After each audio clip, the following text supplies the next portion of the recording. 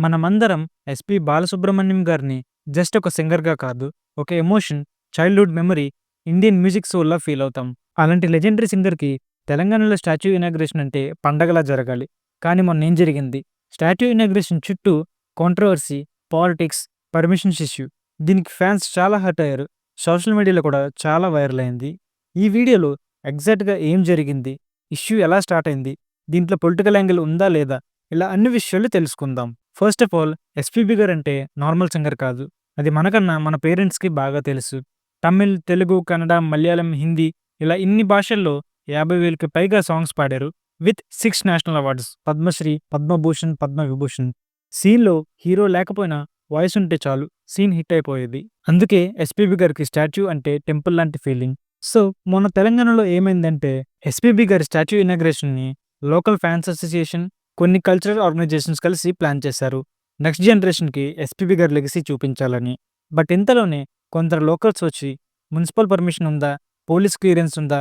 Government approval ఉందా? అని గొడవ స్టార్ట్ చేశారు. ఈలోపు పోలీస్ అండ్ కొందరు గవర్నమెంట్ అఫీషియల్స్ వచ్చి ప్రాపర్ పర్మిషన్ లేకుండా ఎలా ప్లాన్ చేస్తారో అని ఆపేశారు.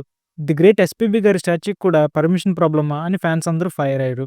దానికి అఫీషియల్స్ ఇచ్చిన ఆన్సర్ ఏంటంటే, ఎంతటి వారైనా ఎవరైనా రూల్స్ అండ్ రెగ్యులేషన్స్ ఫాలో అవ్వాలి, ఎమోషన్స్ కాదు అని చెప్పి వెళ్ళిపోయారు. కానీ బాలు గారి స్టాచ్యూ ఇనాగ్రేషన్‌ని ఆపేసింది పర్మిషన్స్ వల్ల కాదు. అతనొక ఆంధ్ర వారని, ఆంధ్ర వారి స్టాచ్యూ ఇక్కడ మాకెందుకు అనే ఉద్దేశంతో గొడవ స్టార్ట్ చేశారని అందరికీ తెలిసినా బయట పెట్టుకోలేని నిజం. యాక్చువల్‌గా ఎప్పుడైతే 2014లో ఆంధ్ర, తెలంగాణ విడిపోయాయో, మావాడు, మీవాడు, మాది, మీది అనే రీజనల్ ఫీలింగ్ తెలంగాణ వాళ్ళలో బాగా పెరిగిన విషయం అందరికీ తెలిసిందే. మొన్న కూడా తెలుగు తల్లి ఫ్లైఓవర్‌ని తెలంగాణ తల్లి ఫ్లైఓవర్‌గా మార్చినప్పుడు కూడా చాలా కాంట్రోవర్సీలు జరిగాయి. ఇలాంటి ఎన్వైర్న్‌మెంట్‌లో బాలు గారి స్టాచ్యూ ఇష్యూ జరిగేసరికి అందరికీ ఆంధ్రవారు అనే కదా అని డౌట్ స్టార్ట్ అయింది. ఎస్‌పీబీ గారు నెల్లూరు, ఆంధ్రప్రదేశ్‌లో పుట్టడం వాస్తవమే. కానీ అప్పటికి ఆంధ్ర, తెలంగాణ అనే విభేదాలేం లేవు. అంతా కలిపి సింగిల్ ఆంధ్రప్రదేశ్‌గా ఉండేది. ఆంధ్ర, తెలంగాణ, కర్ణాటక, కేరళలో ఎస్‌పీబీ గారిని దేవుడిలా ట్రీట్ చేస్తారు. తెలంగాణలో మాత్రం రూల్స్ అండ్ పర్మిషన్స్ అన్ని ఆపేస్తారా? ఇది రీజనల్ బయాస్ కాదా? ఈ యాంగిల్‌లో ఎస్‌పీబీ గారు ఆంధ్రవారనే కదా అనే డౌట్ బాగా గ్రో అయింది. మరి తెలంగాణ అసెంబ్లీ ముందు గాంధీ బొమ్మ ఎందుకు? తెలంగాణ టెక్నికల్ యూనివర్సిటీకి జవహర్లాల్ నెహ్రూ అనే పేరెందుకు? హుస్సేన్ సాగర్‌లో అంత పెద్ద బుద్ధుడి బొమ్మ ఎందుకు? వీళ్ళందరూ ఏమైనా తెలంగాణలో పుట్టి పెరిగారా అని ఫ్యాన్స్ అందరూ ఫైర్ అయ్యారు.